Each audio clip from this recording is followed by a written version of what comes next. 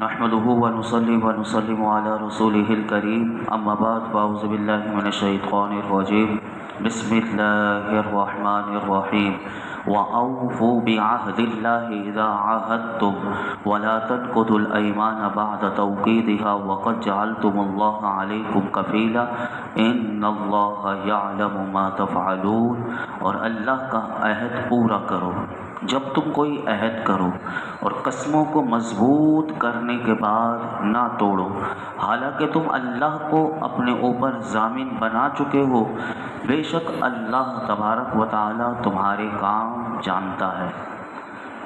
اس آیت مبارکہ سے پہلی والی آیت میں کل جیسے ہم نے سماعت کیا تھا کہ اللہ رب العالمین نے کرنے والے کاموں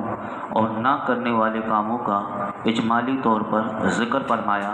اب اس آیت سے بعض اجمالی احکام کو تفصیل سے اللہ رب العالمین بیان فرما رہا ہے، اور ان میں سے سب سے پہلا وہ ہے عہد پورا کرنا۔ یاد رکھیے گا، اس حق کو ادا کرنے کی بہت زیادہ قرآن حکیم میں اور احادیث مبارکہ میں تاکید کی گئی۔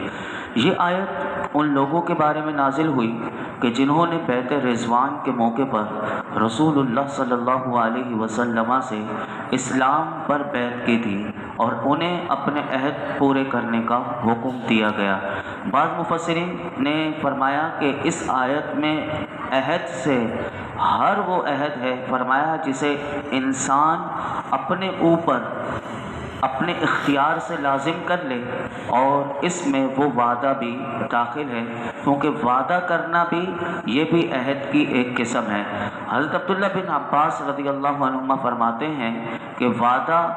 عہد ہی کی ایک قسم ہے، اور حضرت میمون بن مہران رضی اللہ تعالیٰ عنہ فرماتے ہیں کہ تم جس شخص سے بھی عہد کرو تو اسے پورا کرو، چاہے وہ مسلمان ہو یا کافر ہو۔ کافر سے بھی وعدہ کرو تو پورا کرو، مسلمان سے بھی کرو تو پورا کرو۔ کیوں؟ وجہ بتائی کہ اس لیے کہ تم نے عہد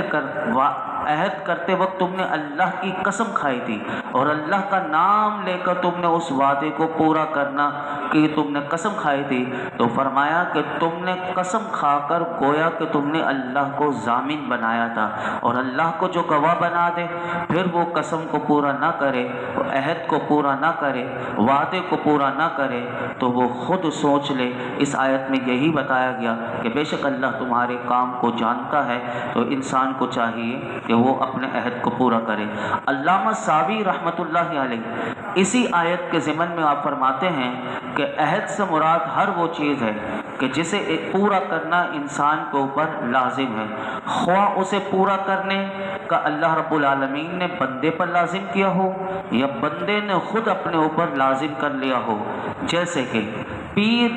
اور مرید کا جو رشتہ ہوتا ہے، جیسے مرید جب ہونے جاتا ہے کسی پیر سے، تو پیر اس مرید سے عہد لیتا ہے، اس وقت اس بیعت کے اوپر کچھ کلمات کہلوائے جاتے ہیں اور ان سے وعدہ لیا جاتا ہے۔ تو یہاں پر علامہ ساوی رحمۃ اللہ علیہ نے یہ بات لکھی، کیونکہ پیر جو ہوتا ہے وہ اس بات پر عہد لیتا ہے کہ وہ اللہ رب العالمین کی فرما برداری والے کام کرے گا اور کسی کام میں اللہ کی مخالفت نہیں کرے گا۔ تو یہ وہ عہد ہوتا ہے جو اپنے پیر کے ہاتھ میں ہاتھ دیتے ہوئے یا ان سے وہ مرید ہوتے ہوئے کرتا ہے۔ تو لہٰذا اس آیت سے یہ بھی پتہ چلا کہ مریدین جو یہ سمجھ لیتے ہیں ہم نے تو وعدہ کیا تھا اب وہ پورا کریں نہ کریں، تو یہ بھی اس آیت میں لازم آتا ہے کہ انہیں اپنے عہد کو پورا کرنا چاہیے۔ جیسے کہ مریدین سے یہ وعدہ بہت ساری باتیں کہ نمازوں کی پابندی کریں گے، اسی طرح ہر برائی سے ہر گناہ سے اپنے آپ کو بچائیں گے، تو یہ جو زبان سے کہا جاتا ہے یہ کوئی معمولی بات نہیں ہوتی، اب اس کو پورا کرنا ضروری ہے۔ اب جو وعدہ پورا نہیں کرتے ان کے لیے احادیث مبارکہ میں کیا آتا ہے سنیے۔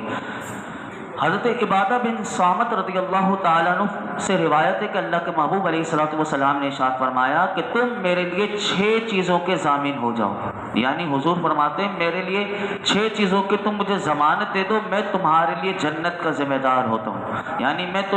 تمہارے لیے جنت کا ذمہ دار میں ہوں اگر تم ان 6 چیزوں کی مجھے ضمانت دے دو۔ نمبر 1 میرے آقا فرماتے ہیں جب بات کرو سچ بولو، پہلی بات۔ نمبر 2 کہ جب وعدہ کرو اسے پورا کرو، نمبر 3 فرمایا کہ جب بھی تمہارے پاس کوئی امانت رکھوائی جائے اسے ادا کر دو۔ نمبر 4 اپنی شرمگاہوں کی حفاظت کرو۔ نمبر 5 اپنی نگاہیں نیچے رکھو۔ اور نمبر 6 اپنے ہاتھوں کو روکو، یعنی کسی کو بھی اپنے ہاتھ سے تکلیف نہ پہنچاؤ۔ تو یہ 6 باتیں حضور فرماتے ہیں جو مجھے اس بات کی ضمانت دے دے میں اس کے لیے جنت کا ذمہ دار ہوں۔ دوسری حدیث مبارکہ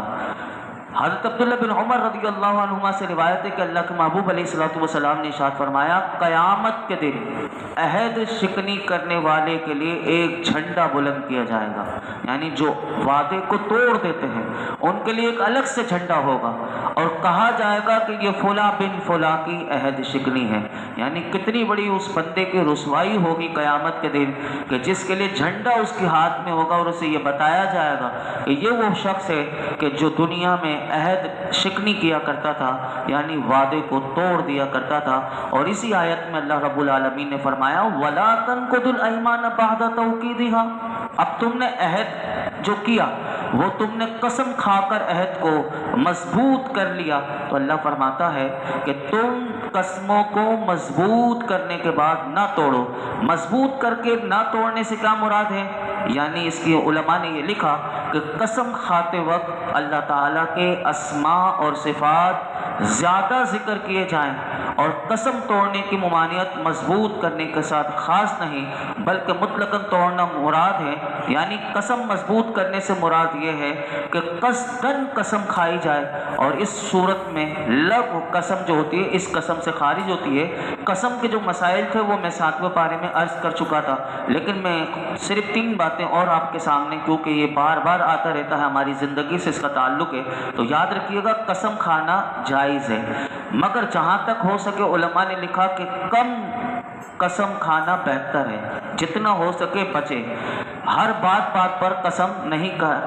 وہ کھانی چاہیے، جیسے کہ بعض لوگوں کی اگر عادت بن جائے تو وہ تقیہ کلام بنا لیتے ہیں قسم کو، انہیں پتہ بھی نہیں ہوتا، بس اللہ کی قسم ان کی زبان سے جاری ہو رہا ہوتا ہے، وہ انہیں ذہن میں بھی نہیں ہوتا میں نے قسم کھا لی۔ اب جب قسم کھا لی جائے اور اگر وہ قسم ایسی ہے کہ جو قسم مستقبل کے ساتھ خاص ہو گئی تو پھر اس صورت میں اگر اس نے قسم توڑی تو اس کے اوپر کفارہ بھی آ رہا ہوتا ہے، لیکن بعض لوگوں کو یہ قسم کے مسائل پتہ ہی نہیں ہوتے تو وہ قسم کھائے جا رہے ہوتے ہیں، تو اس لیے پہلی تو اپنی زبان کی حفاظت کرے، اور بلا قصد زبان پر جاری ہو جاتی ہے اور ایسے لوگ ان کا خیال نہیں کرتے تو پھر ان کا وبال ان کے اوپر آئے گا۔ یاد رکھیے گا کہ بات سچی ہے یا جھوٹی ہے، قسم کھائی جائے تو یہ سخت معیوب ہے، اور یاد رکھیے گا یہ بھی بات کہ غیر خدا کی قسم مکروہ ہے، جیسے ماں کی قسم، باپ کی قسم، بیوی کی قسم، بچوں کی قسم اور دیگر لوگوں کی قسم وغیرہ، یاد رکھیے گا کہ یہ شرعاً قسم نہیں ہے۔ اگر کوئی نے ان لوگوں کی قسم کھائی، باپ کی، ماں کی، تو اس پر کفارہ لازم نہیں آئے گا اگر کسی نے ان قسم کو توڑ دیا۔ اسی طرح نمبر 2 یہ بھی بات یاد رکھیے گا کہ بعض قسمیں ایسی ہوتی ہیں کہ انہیں پورا کرنا ضروری ہے، مثلا کوئی ایسا کام کرنے کی قسم کھائی کہ جو بغیر قسم کے بھی کرنا ضروری تھا لیکن پھر بھی قسم کھا رہا ہے، جیسے کہ گناہ سے بچنے کی قسم کھائی، تو اس صورت میں قسم سچی کرنا ضروری ہے۔ مثلا کسی نے یہ قسم کھائی کہ خدا کی قسم میں ظہر پڑھوں گا، یا میں چوری نہیں کروں گا، اللہ کی قسم میں زنا نہیں کروں گا، تو دوسری یہ تو وہ ہے کہ اگر نہ بھی کرتا قسم کھاتا پھر بھی اس صورت میں اس کو یہ کام ایسے ہیں کہ جن کو کرنا ضروری، نماز فرض ہے، پڑھنا ضروری ہے، قسم کھانے کی ضرورت نہیں تھی۔ اسی طرح چوری کرنا یہ گناہ ہے، اس سے کبیرہ گناہوں میں سے اس کو بچنا ضروری، زنا بھی یہ بڑے گناہوں میں سے اس سے بھی بچنا ضروری تھا، لیکن قسم کھا کر وہ کر دیا تو اب تو اور زیادہ اسے بچنا ضروری ہوگا۔ اسی طرح بعض وہ ہیں کہ جن کا توڑنا قسم کا ضروری بن جاتا ہے، کسی نے قسم کھا لی کہ مثلا گناہ کرنے کی یا فرائض یا واجبات کو وہ ادا نہ کرے گا، اس کی قسم کھا لی کہ مثلا اس نے قسم کھا لی کہ غصے میں آ کر کے میں نماز نہیں پڑھوں گا، قسم کھاتا ہوں، یا میں چوری تو کر کے رہوں گا، یا میں ماں باپ کے ساتھ بدتمیزی یا ان کے ساتھ بد اخلاقیاں وغیرہ کرتا رہوں گا، تو یاد رکھیے گا ایسی قسم کو توڑنا ضروری اور کفارہ ادا کرنا اس کے لیے ضروری ہے، اور ان گناہوں سے اس کو بچنا ضروری ہے۔ اور تیسری علماء نے لکھا وہ قسم ہے کہ اس کا توڑنا مستحب ہے، مثلا ایسے کام کی قسم کھائی کہ اس سے کے غیر میں بہتری تھی تو ایسی قسم کو توڑ دے تو وہ والا کام کرے جو بہتر ہے۔ اور چوتھی وہ ہوتی ہے مباح، کہ قسم کھائے یا نہ کھائے دونوں برابر ہے، اس میں بہتر یہ ہے کہ نہ ہی کھائے تو اپنی زبان کو بند رکھے۔ قسم کا کفارہ جو ہے وہ غلام آزاد کرنا، آج یہ دور نہیں، مسکینوں کو کھانا کھلانا یا ان کو کپڑے پہنانا ہے، یہ 3 باتیں ہیں، ان میں سے جو چاہے وہ اختیار کرے۔ اس کے علاوہ قسم کے بے شمار مسائل ہیں، اگر کوئی پڑھنا چاہے تو وہ بہار شریعت میں، وہ بہار شریعت کا حصہ نمبر 9، اس میں پورا ایک باب ہے قسم کا بیان، وہاں پر پورے مسائل اس کے لکھے ہوئے ہیں، وہاں سے آپ پڑھ سکتے ہیں۔ آگے ارشاد فرمایا وَلَا تَكُونُوا كَالَّتِي نَقَضَتْ غَزْلَهَا مِن بَعْدِ قُوَّةٍ أَنكَاثًا تَتَّخِذُونَ أَيْمَانَكُمْ دَخَلًا بَيْنَكُمْ أَن تَكُونَ أُمَّةٌ هِيَ أَرْبَىٰ مِنْ أُمَّةٍ إِنَّمَا يَبْلُوكُمُ اللَّهُ بِهِ وَلَيُبَيِّنَنَّ لَكُمْ يَوْمَ الْقِيَامَةِ مَا كُنتُمْ فِيهِ تَخْتَلِفُونَ۔ اور تم اس عورت کی طرح نہ ہونا کہ جس نے اپنا سوٹ مضبوطی کے بعد ریزہ ریزہ کر کے توڑ دیا۔ ایسا نہ ہو کہ تم اپنی قسموں کو اپنے درمیان دھوکے اور فساد کا ذریعہ بنا لو، کہ ایک گروہ دوسرے گروہ سے زیادہ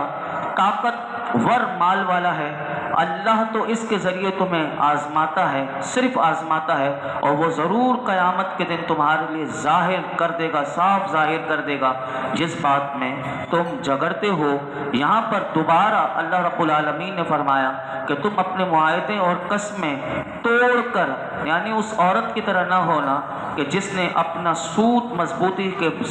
کے بعد، یعنی وہ کاٹ کر اس کو مضبوطی سے باندھنے کے بعد اسے ریزہ ریزہ کر کے توڑ دیا۔ یہ کون عورت تھی؟ تو اس کو مفسرین نے لکھا کہ مکہ مکرمہ میں ایک عورت تھی جس کا نام ربطہ بنت عمرو نامی یہ عورت تھی، اور اس کی طبیعت میں وہم بہت تھا، اور فرمایا کہ اس کی عقل میں فطور، اور وہ اتنا فطور تھا کہ وہ دوپہر تک محنت کر کے سوت کاٹا کرتی تھی، اور اپنی باندیوں سے بھی سوت کٹوایا کرتی تھی، اور دوپہر کے وقت اس کاٹے ہوئے سوت کو، یعنی جتنی محنت سے اس نے صبح سے اپنی باندیوں سے خود وہ اتنی محنت سے یہ کام کیا تھا، یعنی وہ سارے کام کو بگاڑ کر رکھ دیتی تھی۔ تو فرمایا کہ تم بھی ایسے ہی نہیں کہ تمہاری قسمیں اور وعدے کرنے کی عادت اتنی ہو جائے جیسے یہ عورت بے وقوف اور احمق ہے، تو اس کی طرح تم بھی نہ ہونا۔ فرمایا کہ اسی طرح کہ تم اپنی قسموں کو اپنے درمیان دھوکے اور فساد کا ذریعہ نہ بنا لو۔ اس کی تفسیر میں امام مجاہد رحمۃ اللہ علیہ فرماتے ہیں کہ لوگوں کا پہلے یہ طریقہ تھا کہ وہ ایک قوم سے معاہدہ کرتے، جب دوسری قوم اس سے زیادہ تعداد، مال یا قوت میں پاتے تو جو پہلوں سے معاہدے کیے گئے تھے وہ توڑ دیتے، اب دوسرے سے معاہدہ کرتے۔ اللہ رب العالمین نے اس طرح کرنے سے منع کر دیا اور عہد کو پورا کرنے کا حکم دیا۔ علامہ احمد صابر رحمۃ اللہ علیہ فرماتے ہیں اس چیز کے نظارے جو یہ پہلے یہ قوم کیا کرتی تھی آج ہمارے معاشرے میں بھی نظر آتے ہیں، کہ جب تک کوئی منصب پر ہو، مقام اور مرتبے پر قائم ہو تو لوگ اس کی جی حضوری کرتے ہوئے نظر آتے ہیں۔ جب اسی شخص کو جس کا منصب اور عہدہ تھا، جب اس کو اس منصب اور عہدے سے معزول کر دیا جائے تو فرماتے ہیں یا اس کا مرتبہ کم ہو جائے تو لوگ اسے چھوڑ دیتے ہیں اور اس کی طرف توجہ نہیں کرتے، اور اس کے ساتھ ایسے ہو جاتے ہیں گویا کہ اسے پہچانتے بھی نہ ہو۔ یعنی اس آیت میں یہ بھی بتایا گیا کہ تم جن کا اپنا مفاد تھا تو تم اس کی جی حضوری کرتے تھے، جب تمہارا مفاد نکل گیا تو تم ایسے نظر آتے ہو کہ گویا کہ پہچانتے نہیں ہو۔ یہی وہ چیزیں ہوتی ہیں کہ جب ہمارے زمانے میں تو اس سے بھی زیادہ خطرناک حالات ہو چکے ہیں۔ اگر آپ تجارت میں دیکھیں کہ بعض پارٹیاں ایک دوسرے سے معاہدہ کر لیتی ہیں، اب اسے پتہ چلتا ہے کہ تیسری پارٹی وہ اس کی دشمن ہوتی ہے یا وہ چاہتی ہے مجھے مال مل جائے، تو وہ سودے پر سودا کرنے کے لیے وہ ان کا معاہدہ توڑوا دیتی ہے۔ کہ تو تیرے جو دونوں میں تم دونوں کے جو دام لگے میں اس سے زیادہ تمہیں دوں گا، تو یہ اس سے سودا کینسل کر کے مجھے دے دے۔ تو یہ ان لوگوں کے لیے بھی پیغام ہے کہ جو دوسروں سے معاہدہ کر کے صرف مال زیادہ مل جائے، یا پھر سامنے والا طاقت میں قوت میں زیادہ ہے تو اس کی طاقت کو قوت کو دیکھتے ہوئے مال کو دیکھتے ہوئے سامنے غریب کے ساتھ معاہدے کو توڑ دیتے ہیں۔ اللہ رب العالمین نے ایسے لوگوں کو بھی فرمایا کہ تمہیں ایسے کام سے بھی بچنا چاہیے، اور فرمایا کہ یہ قسمیں معاہدہ کیا ہیں؟ فرمایا اس کے ذریعے تو اللہ تمہیں صرف آزماتا ہے، یعنی تمہیں جو عہد پورا کرنے کا حکم دیا گیا اس کے ذریعے، قسموں کے ذریعے اللہ تمہیں آزماتا ہے کہ تم میں سے کون اللہ کے فرما بردار ہیں اور کون اس کے نافرمان ہیں، اور تم دنیا کے اندر عہد وغیرہ کے بارے میں جو بھی جھگڑتے تھے، اللہ رب العالمین اسے قیامت کے دن تمہارے لیے صرف یعنی فرمایا کہ بالکل واضح کر دے گا، اور عہد توڑنے والے کو اللہ عذاب دے گا اور پورا کرنے والوں کو ثواب سے نوازے گا۔ یہ اتنی اہم آیات ہیں کہ اس سے آگے بھی 3-4 آیات اسی موضوع کے متعلق، اور پھر ہمارے اسلاف نے، میرے آقا نے، جب جنگ کے موقع پر جب دشمن سامنے ہے، دشمن سے معاہدہ ہوا، لیکن میرے آقا نے ان سے بھی کیسے معاہدہ پورا کیا، وہ سلح حدیبیہ کا بھی ایک واقعہ میں کل آپ کے سامنے رکھوں گا۔ اللہ رب العالمین ہم بھی جو قسمیں کھائیں یا